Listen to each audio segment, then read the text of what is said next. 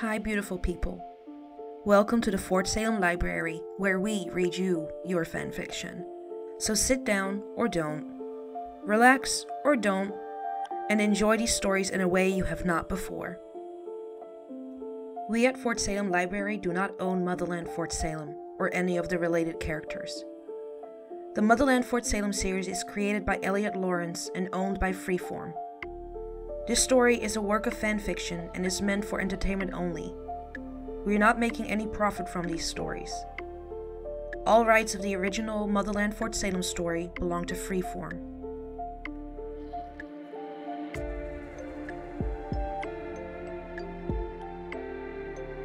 We also do not own Small or any of its original characters and storylines. We did, however, get permission from the author to read their story. This story was created and written by Gesshoo, and you can find the link in our show notes. This story is being read to you by Dani.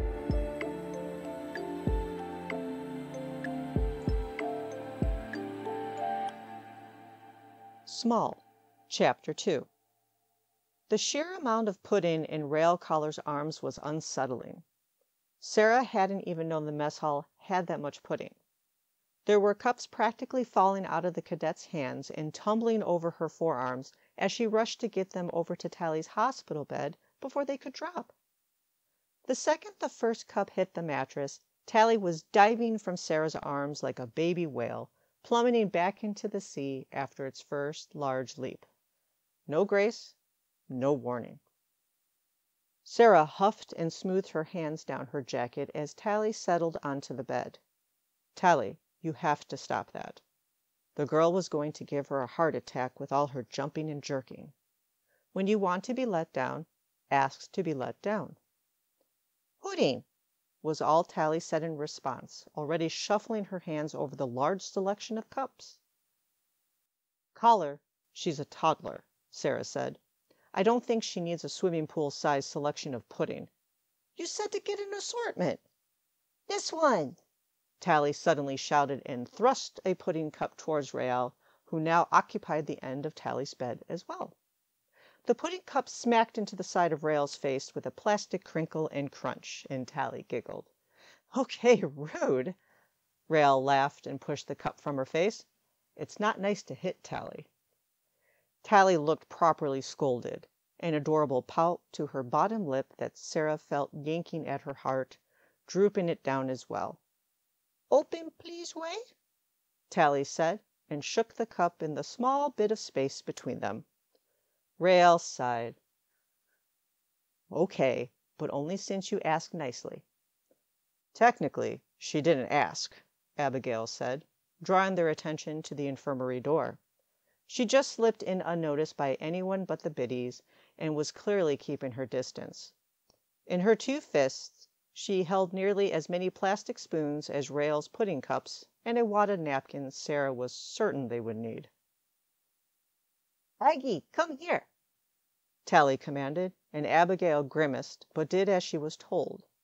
When she reached the bed, she dropped the spoons and napkins into Rael's lap and took another quick step back. Aggie needs pudding. I'm good, Abigail said, and took another small step back from the bed. Rael laughed. Don't tell me you're scared of her, Abs. She's 5. Scared? Abigail scoffed. Please. The scariest thing about Tally Craven is how hard she manages to kick in her sleep. Girl's like a mule. Sarah tilted her head slightly, a laugh bubbling in her throat. Abigail wasn't wrong. Tally was a kicker. But no, Abigail said, and crossed her arms over her chest. I just am not a kid person. I'm shocked, Yarrow said along the link. A bellwether not being a kid person? Who'd have thunk it? Well, look at her little Tally smile, Rael said. But as everyone turned to Tally, they found not a precious, dimpled smile waiting, but an angry, impatient pout, paired with a vicious glare that shouldn't have been possible from a 5-year-old.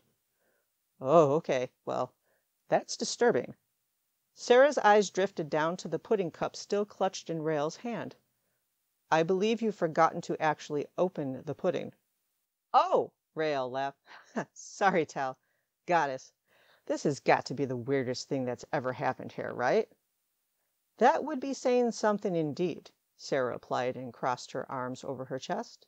But it certainly makes top 5. Top 5? Rael's eyes bugged. How much weird stuff has happened here? It's a military base full of witches, Abigail droned. What happens here that isn't weird? Way open! Okay, Rael said, and went to pull the foil from the top of the cup. She stopped again when she noticed the flavor printed across the plastic. Oh, Tal, I don't think you want this one, buddy. This one, Tally said firmly. I love yellow. Okay, yeah, yellow's cool, but so is white. Rael tried, picking up another cup and dancing it through the air in front of the girl. How about white? Vanilla. You love vanilla. Tally's doe eyes narrowed dangerously. Yellow. Or, Rael tried again, what about chocolate? Yellow. Color. She wants yellow, Sarah sighed. Just give her the yellow.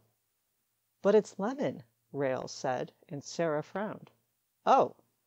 Sarah nodded and stroked a hand over Tally's oddly voluminous hair. Tally, love, you don't care for lemon. I do, though, Tally protested, her voice pitching up into a precious, if not a bit shrill whine. I care. Oh, no, she cares, Sarah, Ophelia's voice came through the link, and Sarah was torn between rolling her eyes and whimpering. This Tally is going to be the death of us all. Sarah could only nod in agreement. She was certain no one had the right to be this cute. Why don't you pick another flavor? Sarah tried, as certain now as Rael had been that Tally would not like the yellow one. Your sister will still open it for you. Rael nodded, encouraging, but Tally's gaze was settling on Abigail now instead, eyes widening into a look so wet and seemingly innocent that it tickled at Sarah's stomach. Pure diabolical manipulation if ever she'd seen it.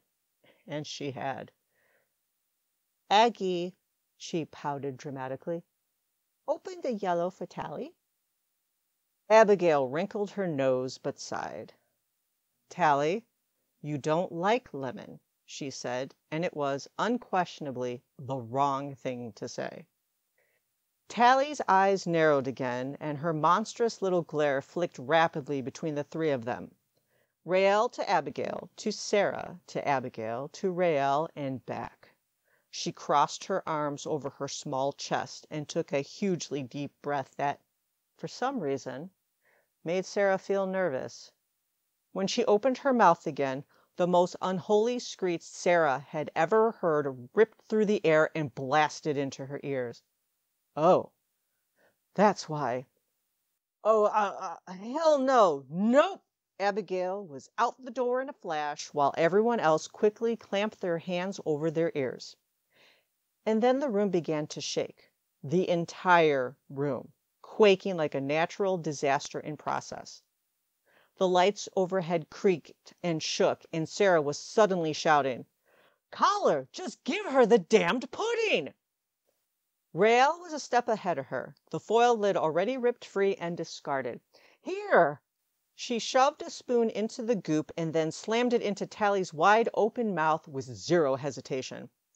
The second the pudding hit her tongue, Tally clamped closed her mouth, and the sound muted. The room ceased its shaking, the lights settled back into place, no longer creaking. In an instant everything stilled, and it was as if nothing ever happened. Not a shred of evidence other than the horrified expressions plastered across the faces in the room. Sarah felt her own twisted into something familiar. Rael carefully handed the pudding cup to Tally, who took it eagerly and began eating on her own, then looked up at Sarah. Rael's eyes were wide, mouth moving wordlessly in a moment. Then, what the hell was that? She squeaked. And all Sarah could do was slowly shake her head. I have no idea, she admitted, her gaze settling on Tally again. The girl was happily shoving her face full of pudding she should hate, and apparently oblivious to the work she just performed. but I intend to find out. Caller, will you stay with her while I fetch Isadora? Of course, General. But Sarah was barely 3 strides from the bed before. My Sarah? Sarah could tell by the suddenly shaky, warbling tone that she wasn't going to like what she saw when she turned around.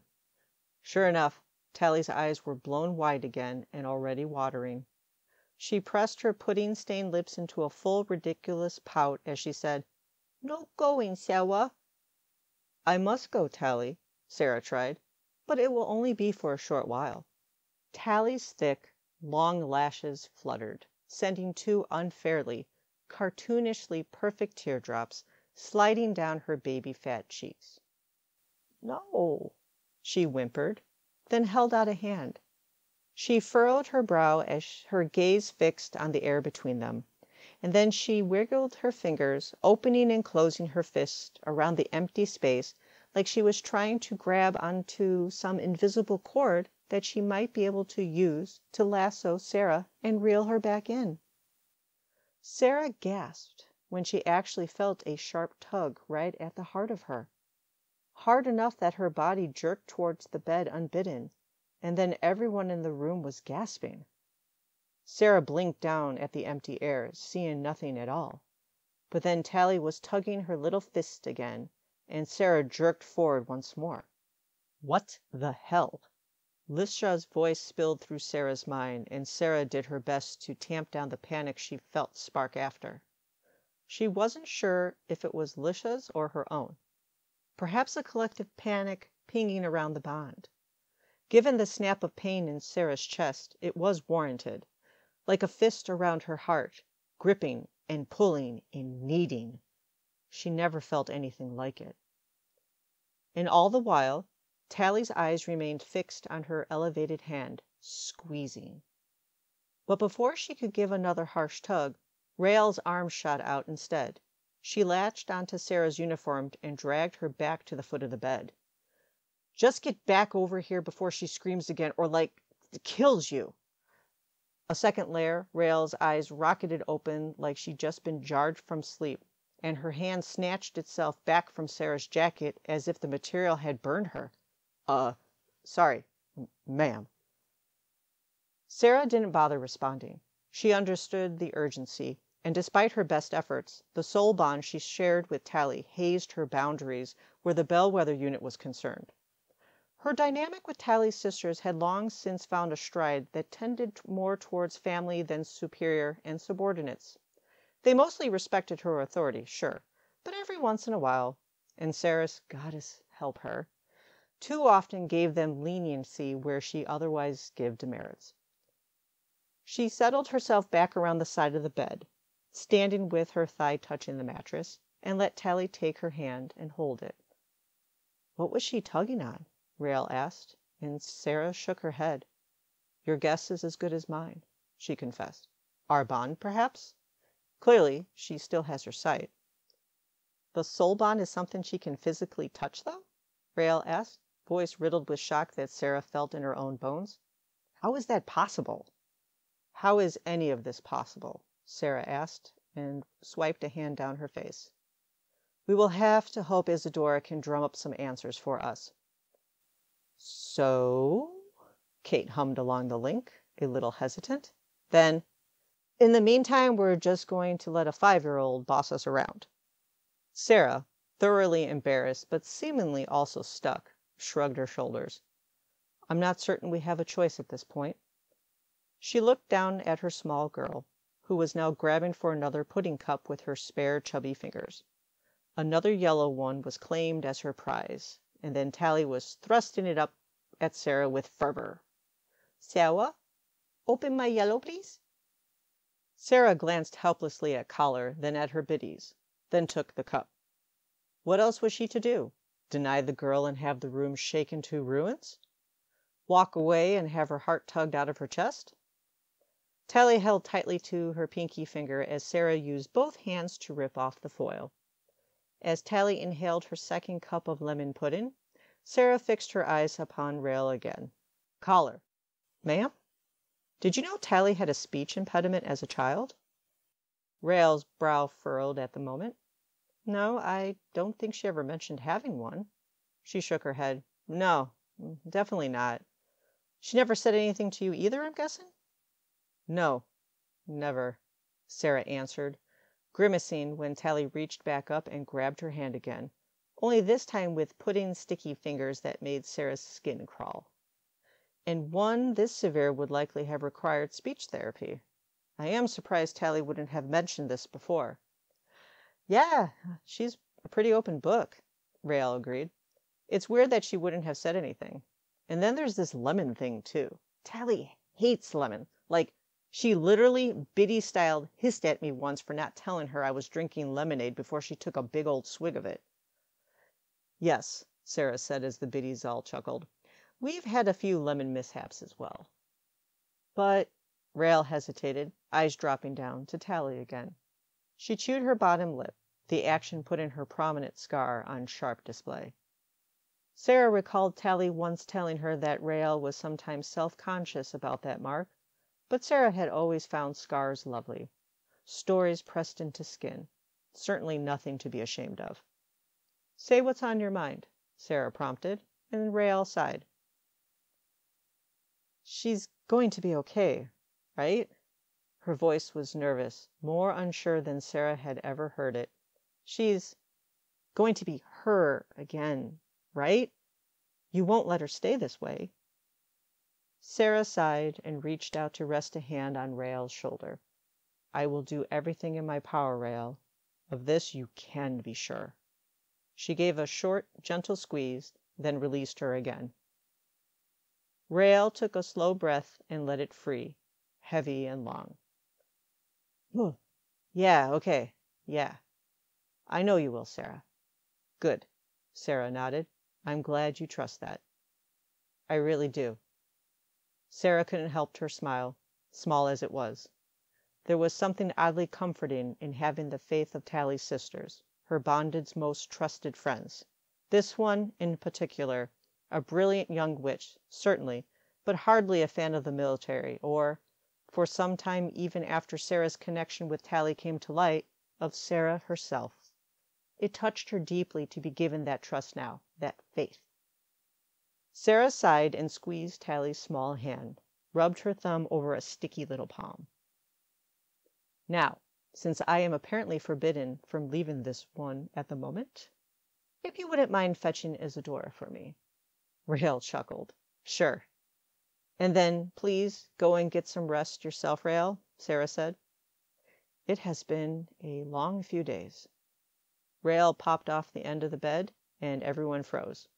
But when Tally voiced no objection, Rael relaxed and headed for the door, leading further into the infirmary. She stopped and turned back just as she grabbed the handle. This really is weird, isn't it? The Biddies nodded along as Sarah laughed and said, Supremely yes. It took 40 minutes, 4 cups of lemon pudding, and the Biddies singing what was undoubtedly the most beautiful, harmonious, and prolonged refrain of The Wheels on the Bus that had ever been sung, but finally, the tiny ball of fiery hair and fury that was Tally Craven fell, blessedly asleep. Sarah was seated on the hospital bed with her legs stretched out in front of her, and Tally's small form coiled around her thighs and waist like a wee ginger serpent.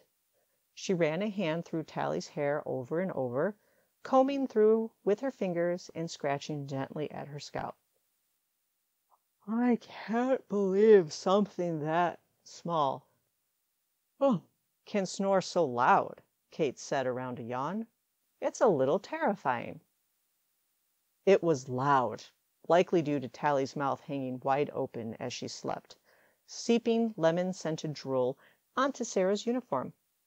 She's tired, Sarah said, defending her tiny, sticky freight train. It has been a long day, and what she's been through is very destabilizing. You all should certainly know. We do, Kate said. But it's still loud, Sarah. Like, loud. Sarah chuckled and bent to kiss the top of Tally's head. Yes, it is, she said. You may all be dismissed if you prefer. As I said, it's been a long day. and I know you are all exhausted. I'm exhausted, and I'm sure Alice would like a chance to settle in." Sarah gave her newest biddy a small, fond smile. "Off to bed, all of you. It's the middle of the day." "Do as I say, please," Sarah said, urging them.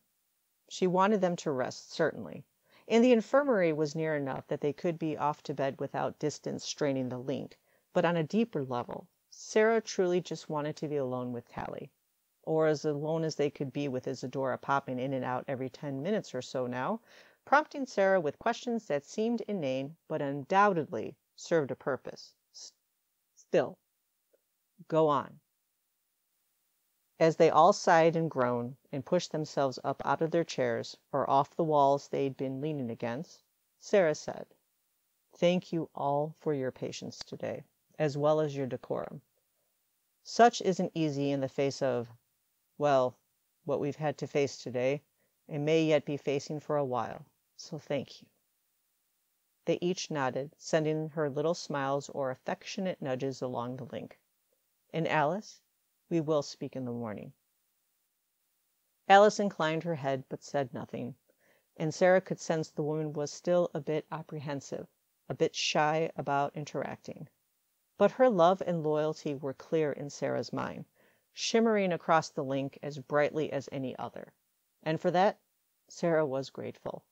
She would need all the support she could get in the coming days.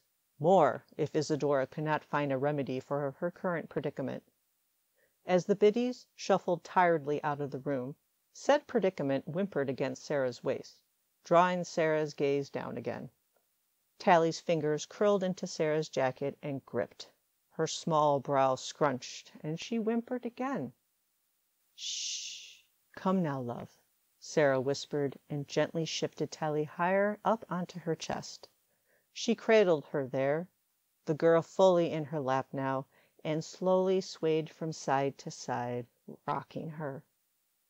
Sarah closed her eyes and sighed, breathed in the scent of Tally's hair, and tried not to let the tears she suddenly felt burning behind her eyelids press free and fall. She could feel it, the bond.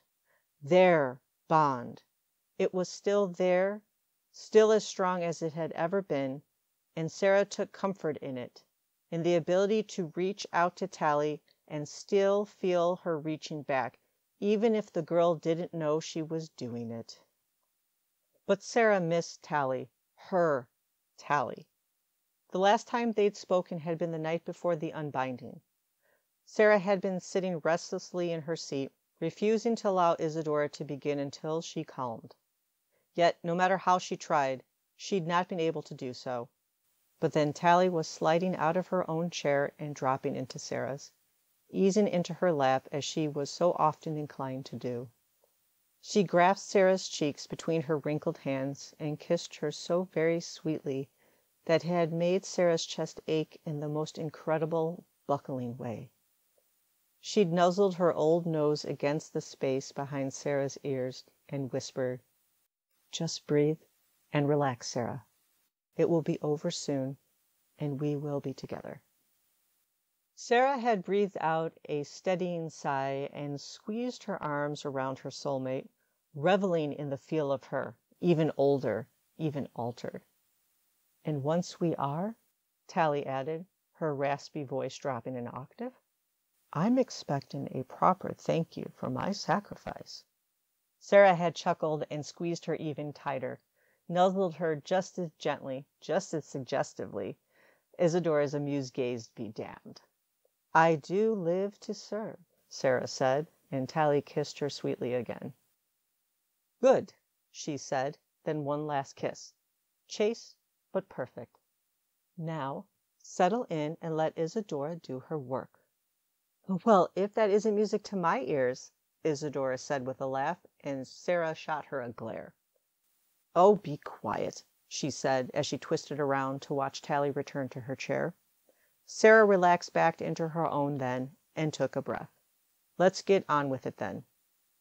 "Gladly. And Isadora?" "General." "Thank you." Isadora's lips played at a slim smile as she squeezed Sarah's shoulder. Just try to relax, Sarah.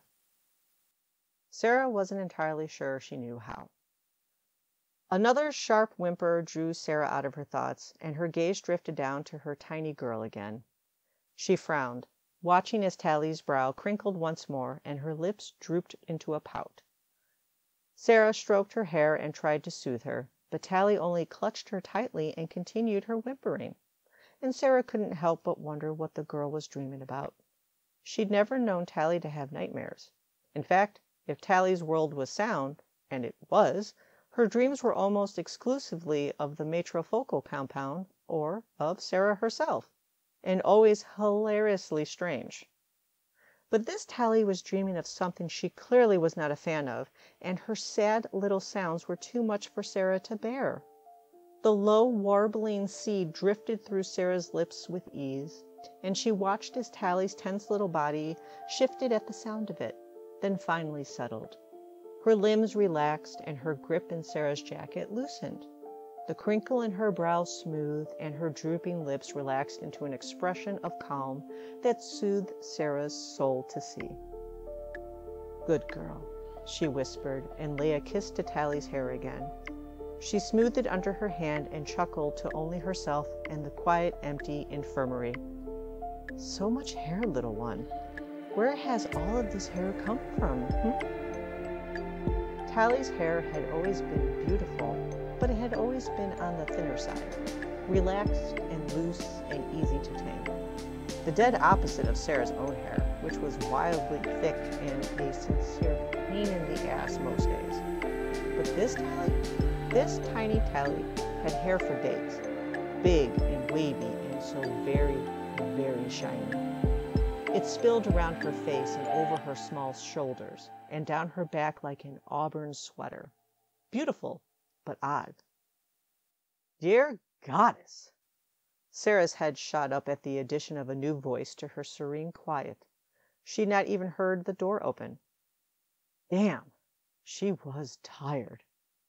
Anacostia stood in the open door of the infirmary, gaping at the child in Sarah's arms, as if she half expected her to grow a second head or something equally horrifying.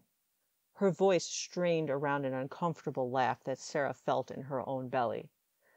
This day had truly been one of the strangest in her life.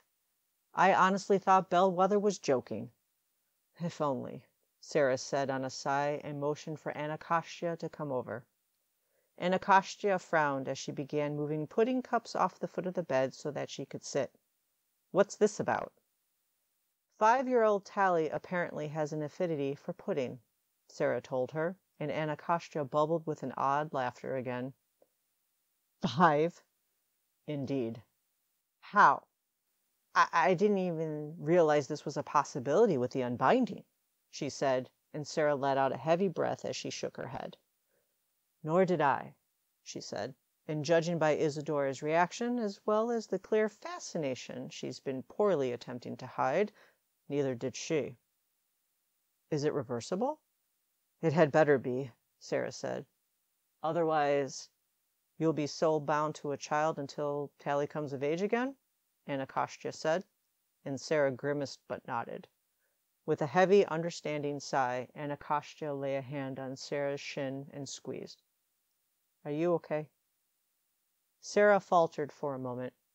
Anacostia was the first to ask Sarah this, and Sarah wasn't sure she had an answer. She'd not even fully considered how she was too concerned for Tally, too concerned for the biddies, who she knew were considerably more tired than they let on, and still grieving the loss of one of their own, as well as the loss of Tally's presence within the link. Sarah could feel the weight of it, their grief and exhaustion, even as they now slept, her own mingled with it, heavy and worn and dragging.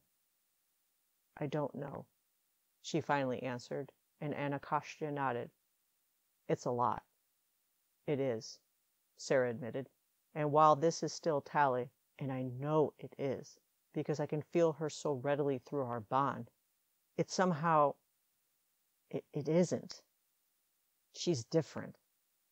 Anacostia frowned. Bellwether said she did work? Sarah hummed, nodding. Odd, to say the least.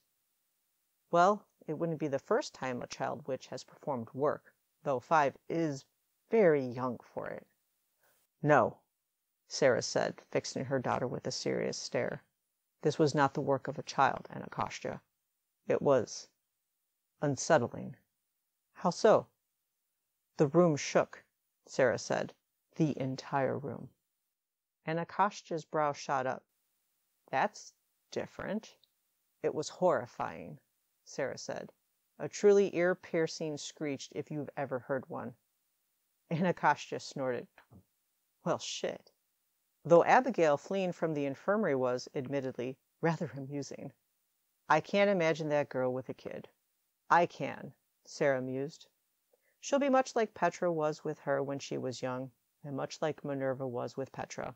Stiff and awkward, and handing the child off at every opportunity. Goddess. A through-and-through military family if there ever was one, Sarah said with a chuckle. Minerva's only excitement over her daughters came when they exhibited perfect posture. Petra's adorable pudgy face be damned. I cannot believe you just called Petra Bellwether adorable, Anacostia said, shocked but delighted, and Sarah rolled her eyes playfully. Yes, well, she wasn't so scheming pre-puberty, Sarah said with a smile. Alas, all children become terrors as they grow.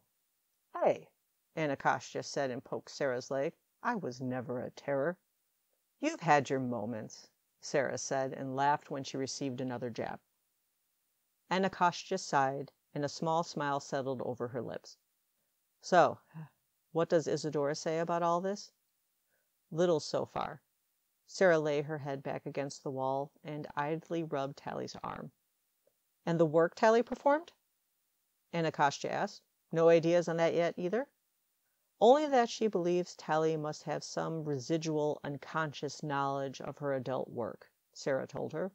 She seems to have her adult memories, or at the very least, she has awareness of things she learned as an adult. She knows Abigail and Rael, and she knows me. Does she know she's bonded to you? Sarah considered for a moment. I think so, yes. She calls me her Sarah, so I assume she knows, on some level, that we are connected. Well, that's good, right? Anacostia squeezed her leg again, attempting to reassure. Sarah didn't think she could be reassured, but she appreciated the gesture, the care. That's something to be hopeful about. I suppose you're right, Sarah acquiesced with a small smile, though she didn't feel it. Not beneath the surface. Has Bellwether blabbed to the entire base? How long do I have before the rumor mill is churning? Anacostia chuckled. Not yet, no, she said. I think she's only told me. And given how freaked out she was when she did so, I'd say she's not too keen to talk about it with anyone else just yet. Good, Sarah said, though I imagine Tally won't allow her to keep her distance for so long. She's just as fond of her sisters now as she was before. She will undoubtedly be demanding Aggie's presence again soon. Anacostia's brow shot up again, eyes widening. Aggie. They stared at one another for a moment, then simultaneously burst into laughter. Sarah quickly shushed herself and Anacostia both, cupping a hand over Tally's small ear through her hair. Anacostia's eyes were on Tally again, tracing over the girl's sleeping face. Did you know she had this much hair as a child? Dear goddess, no, Sarah said, and combed her hair through the thick locks. Look at this mess. It's beautiful, though. Yes, it is. She's going to need some proper clothes. That hospital gown is practically falling off of her. Yes, Sarah agreed. I will have to send someone to the children's wing. I'm sure they can find something from the fosterling supplies that will fit her. I can take care of that, Anacostia said, and before Sarah could protest, she held up a hand and shook her head. Please, Mother, let me help. You're exhausted, and you were going to send someone anyway. It may as well be me. Sarah sighed, but nodded. Isidora cleared her, right, health-wise? Yes, Sarah said. Other than the fact that she is inexplicably 5 years old again, she's perfectly healthy. Good. Then why don't you let me take her? Anacostia was already on her feet and reaching for the small girl pasted to Sarah's chest. Sarah frowned, considering. She was tired. So very, very tired. But Tally? Could she leave her? I'm not entirely sure you can, she admitted. The last time I tried to leave her, even for only a moment, she wasn't happy about it. And the last thing we need is for her to accidentally bring down a building with her displeasure. We will be fine, Anacostia said, though Sarah expected she meant to sound surer than she did. I will sleep her if I have to. Anacostia, Sarah chastised. Sleeping someone against their will is a punishable offense. Not if it's self-defense, Anacostia countered, and slowly slid her hands around Tally's small form. Sarah's brows ticked up. Self-defense against a 5-year-old. You're the one who said she could bring down a building. Anacostia slowly began to lift Tally from Sarah's chest. Red hair cascaded everywhere, but Tally's body remained slumped and slumbering. Her little hands gripped Sarah's jacket so tightly, though, that both Anacostia and Sarah had to physically pry her fingers off the material. But then tiny Tally was settling easily onto Anacostia's chest instead, and wrapped her little legs around Anacostia's waist. Got her? Sarah asked, and Anacostia nodded. I've got her, Anacostia promised, and Sarah had to swallow the lump that suddenly formed in her throat at the sight of her daughter with a tiny, red-headed Tally bundled in her arms. She tried not to think about it, but her traitorous mind took the image and ran with it anyway, and suddenly Sarah was imagining a child of her own, hers and Tally's, a sweet, sleeping baby girl with Tally's red hair and Sarah's blue eyes, and Anacostia holding her like a baby sister. Precious family. Sarah's eyes watered, but she quickly blinked away the wetness. She dragged herself up from the bed and stretched, lay a hand on Tally's back and stroked. And when Tally sighed adorably and nuzzled her little face into Anacostia's neck, Sarah had to physically look away. Okay, let me try it. Shit, Anacostia muttered, drawing Sarah's gaze back to her. She was grinning, but her eyes were wide and wonder-struck. I should have known a child craven would be this disgustingly cute. Sarah chuckled and nodded. Just wait until you see her dimples. Oh, no. Oh, yes. Well, I will do my best to resist her dimpled charms, Anacostia teased, but Sarah knew the woman had no idea just how hard said resistance would actually be. Goddess speed, daughter. Anacostia snorted. Go, she said. Get some rest. I'll have her back to you later tonight. You're certain you'll be all right? Sarah asked, hand still stroking Tally's back. With a roll of her eyes, Anacostia pulled Sarah's hands off the girl and turned to walk away. Go to bed, mother. My Sarah. Both Sarah and Anacostia froze at the sudden small voice. As if sensing the loss of her Sarah, Sally's sleep-drooped face blinked awake and unfurled from where it had been hidden in Anacostia's neck. And Sarah braced herself for the horror of another worked lace screech. But Anacostia was on top of it. She immediately smoothed Tally's wild hair out of her face and bounced her a bit in her arms. Hello, sweet girl, she cooed, and Tally's hazy brown eyes blinked again, then focused on her. Her pouty lips stretched into a wide, tired smile, and she slammed her little face right back into Anacostia's neck and ringed her arms around her, squeezing tight. Hi, Kostya! Anacostia turned to look at Sarah, her expression utterly charmed, and Sarah tried very hard not to be as well, but she certainly was. She wanted her Tally back desperately, but this Tally, like her own, had so much joy and love to give, and Sarah so desperately needed that. Her insides were bitter and brittle, riddled with grief and exhaustion, and if she couldn't find comfort in her love as she was meant to, she could, at the very least, find it in this sweet voice and smile of this darling child, still hers in so many ways. Back to sleep now, Anacostia murmured and gently bounced Tally in her arms again. She looked at Sarah one last time and mouthed the words, "Go to bed." She was out of the infirmary before Sarah could even think to respond. Sarah felt Tally's absence immediately, like a sharp twist in her chest. She rubbed over the spot and breathed slow, steadying breaths. "Goddess," she murmured to the empty room, then wiped a hand down her tired face and headed for the door. What a day.